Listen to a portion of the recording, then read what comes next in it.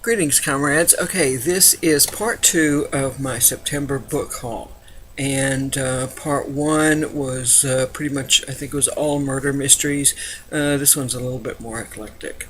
So let's start with one thing, and I apologize for the leaning over for a couple of books down out of place. That I've been interested in reading for a long time is some steampunk novels, and for some reason I've just never gotten around to it.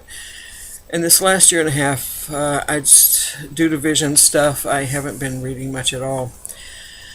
But I can now, which is one of the reasons for this large book haul, is to be able to buy and enjoy reading books again. So the book that I have here, I got this online, called The Dream of Perpetual Motion by Dexter Palmer. Now, I don't really know anything about this book. It's steampunk. It's gotten good reviews. I think it's supposed to be one of the ones that you should read when you start reading steampunk. Anyway, sounds good. Okay, hopefully the last time I'll have to bend over such way. This one is a book that I found. I think I found this at the Friends of the Library bookstore, so it was like $1. And I apologize to the author for not paying full price. I love the cover of this book. I love it. And look at this. Look at, if you can see this, the end pages. These are the end pages with the writing as if they're in a diary. I love it when a publisher cares enough about a book and has a high enough opinion about a book to make wonderful end pages for it. This is a book that's about a woman who she's a college student. She's writing her doctorate, and she needs to go back to the old ancestral house for the sale. It's being sold, and she starts looking into things, and she finds out about one of her ancestors who was a witch, and this is back in the Salem witch trials era and stuff. And so she starts looking into that, and then it seems like there's a little bit more going on between her and her ancestor than what initially meets the eye. It sounds really interesting. The Physic Book of Deliverance Dane is the name of it. Catherine Howe is the author. Next up, Cloud Atlas by David Mitchell. I've never read a David Mitchell book. I have a friend of mine who recommended him. She said, you just never know what you're going to get with him because he doesn't write the same kind of books again and again. And this one sounds really interesting. I don't know why I didn't read it at the time when it came out. Actually, I kind of do know why I didn't pick it up and really even look at it when it came out. It's because I hated the cover on the book when I saw it. And I know that's terrible, but I don't care. Sometimes it happens. A title can be great. I look at the cover and I'm like, this is not, not gonna, I don't even look any farther. Farther. Oh, crap. Anyway, so it got a good review, and I actually do kind of like this cover. As a rule, I don't like covers that are pictures from movies or TV shows or something, but this one is actually pretty well done, so I like that. And next, a book I heard about during this last year and wanted to read is called The Master and Margarita by Mikhail Bulgakov. I'm not sure if that's correct pronunciation or not. It's a Russian novel, and I think it's kind of a Faustian type of story. Also gotten excellent reviews and everything, and I've been very curious about it, so I'm looking forward to reading that. The next two books are kind of odd for me. I grew up in Southeast Texas, which probably has a little bit more of a Western culture than Southern, but it's close enough. And Southern books, it's kind of like been there, done that. And as a rule, I don't read books about Texas. I don't read books about the South at all. But for some reason, I picked up these next two books. This one is by Anne B. Ross called Miss Julia Speaks Her Mind. Now, this is a book about a woman it takes place in the South. It's kind of prim and properly.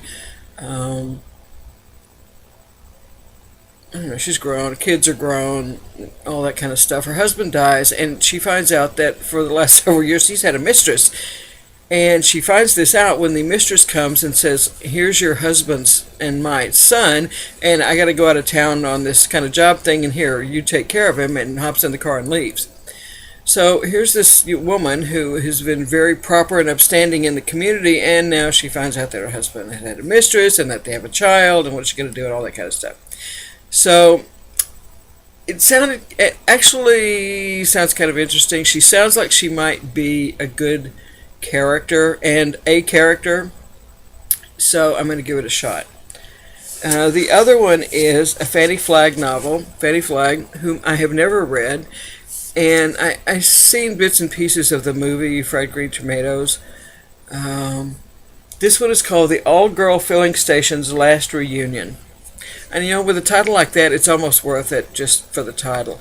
So I've always been kind of curious to read a Fanny Flagg book, and this one sounds kind of interesting, so I'm going to check it out. Next up is Somewhere in France, a novel of the Great War. And the Great War bit is why I bought it. I think it's probably going to be maybe more of a little bit of a romantic novel than what I wanted. But it's about a young woman who, in 1914, she can't go out and have adventures and things like that. But when the war breaks out, against her parents' better judgment and wishes, she volunteers to become an ambulance driver and gets assigned to a field hospital where she meets a doctor and falls in love. And I'm hoping that there's more to it than just the romance. But I don't know. I'm hoping that it's not one of those things. Well, anyway, it doesn't matter. I'm hoping it's not. It's by Jennifer Robson, Robson, and in this time period of the Great War, especially since this is the centenary of the outbreak of the war, there are some books that I want to read. I want to read Testament of Youth. I really want to read that. I kind of want to read Goodbye to All That, which is Robert Graves' autobiography, but I'm not sure I'll get to it. It's pretty massive. I will get to it, but I don't know when. But anyway, so I've kind of gotten several books on the Great War era that I want to read this year, and that's one of them. This one is kind of a similar thing. This one is also about a woman who, I guess kind of sheltered life or whatever, and she gets a job to go and be, I think it's like a private librarian. I don't know where this takes place. The name of the town, I can't tell if it's Italian, Spanish, or French, and I know that sounds odd, but it does. But it's kind of an awakening, not coming of age, because I take it that she's already an adult, but a kind of perhaps a romantic awakening kind of novel. But I don't know. It also sounds like it's about books and love of books and things like that, and that's mostly what I got it for. So, but two books that are from the South, two books that are kind of romantic. This next one is The Night Strangers by Chris Bohanlon. I'm not sure if that's how he pronounces it or not. He's another author I've been curious to read for a while, and I pick up his books, but I've just never found one that really grabbed me before. But this one does. It's about a pilot who had to ditch his plane, and several people died, and in this house that they move into, they find a door that's bolted shut with exactly the same number of bolts as the number of people who died, and I think it's a bit of a ghost story. So I'm curious about his writing and how he writes, and to see how that goes. The next two are kind of magical fantasy type of things. The Discovery of Witches by Deborah Harkness. This has gotten lots of good reviews. I've heard that it's really good. A woman finds she's at the Bodleian Library, I think that's how it's pronounced, and she finds this old manuscript. She's not really interested in it, but the fact that she found it and handled it, or did something with it, kind of starts things in motions. This might be a bit of a romance story as well. There's some reference I saw in one of the little things to one of the review things about Romeo and Juliet. We'll see. Anyway, but it's gotten really good reviews. I don't usually read books about witches, but I thought I'd give it a shot. This one, Magnus Flight, City of Dreams. This is a sequel to City of Dark Magic, also a magic book, but I haven't read that one yet, so I don't know a whole lot about what it's about. P.G. Wodehouse, Blandings Castle. I shouldn't really have to say anything about this. It's Wodehouse, it's Blandings. Get it, read it, doesn't get any better. Evelyn Waugh, Decline and Fall. One of the people I follow on the booktubers that I follow had been reading some Evelyn Waugh lately, and I apologize for not remembering which one. And I loved him, read him decades ago, and loved him. So I happened to see this at the used bookstore, grabbed it, and thought I would read it again because I hadn't read him in a while.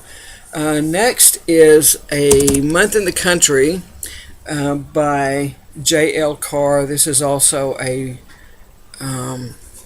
post World War I novel. A young man is recovering from that, comes back to England, and goes off to do this particular job in the country.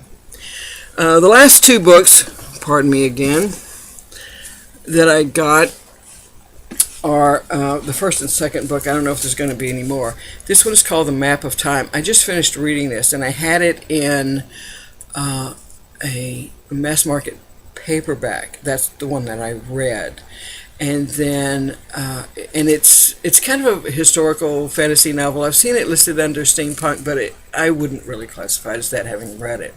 But it does take place in Victorian England. It has to do with H.G. Wells and time travel and stuff. And it's just an amazing book. I'm going to do a video about this book. I loved this book. So when I was reading it at the bookstore, I came across this one that was on sale at the bookstore called The Map of the Sky. Sorry about the glare.